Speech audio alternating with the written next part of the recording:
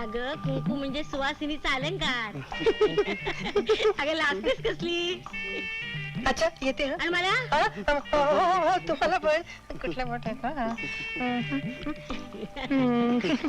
चला जाऊ बाई. चला बायानो, उशीर होतोय. चटकन कुंकू लावा आणि चला लवकर. झालं की. अच्छा येतो हा. येते येते. तब्येतीची काळजी घ्या, केस गळायला लागलेत तुमचे.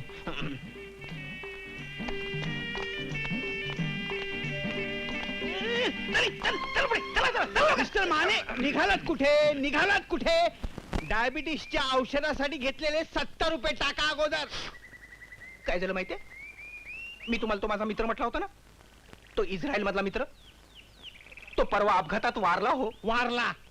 त्याच्याबरोबर तुम्ही दिलेले 70 रुपये सुद्धा वारले. वारले? हो. हा हलकटपणा आहे माने. आता तो वारलाय, हलकटपणा कसला? आणि हे जे काय तुम्ही चालवलंय ना, तो हलकटपणा आहे. तो हलकटपणा आहे. आणि गेले 3 महिने आम्ही तुम्हाला 35 रुपये भाडं देत होते.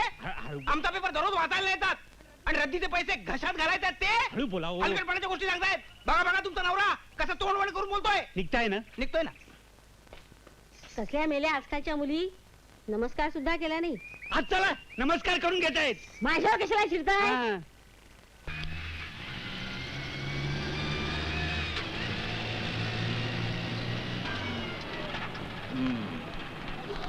किती झाले रे? हे घे.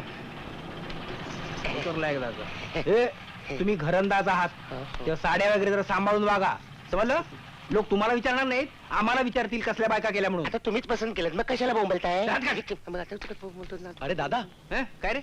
त्या लीलाबाईला तरी आपण किती दिवस फसवायचं रे? आणि हे सोंग किती दिवस टिकवायचं? अरे पण त्याला आता काही इलाज आहे का?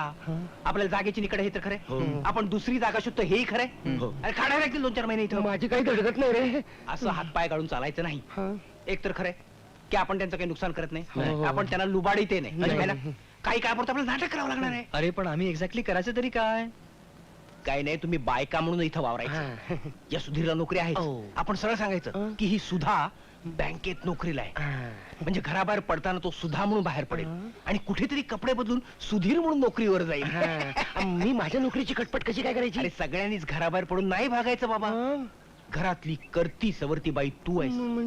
तुला घर सांभाळावंच लागणार आहे. थोरली जाऊबाई म्हणून तुला काहीतरी करावंच लागेल की नाही? म्हणजे चालेल, तुम्ही सगळे घराच्या बाहेर आणि मी एकटाच घरात. जा ना बाबा, तू पण बाहेर हा, जा. मग. पण पार्वती म्हणून जा, पारू म्हणजे लोकांना संशय येणार नाही. अरे पण दादा, नो चर्चा, आता नो चर्चा. आणि हे बघा बायानो, तिथं गेल्यावर त्या म्हातारीच्या पाया पडा, नाही तर उभे राहिला अशाच. नाही नाही नाही. हे काय? इथूनच तिथे गेल्यावर चल. प्रॅक्टिस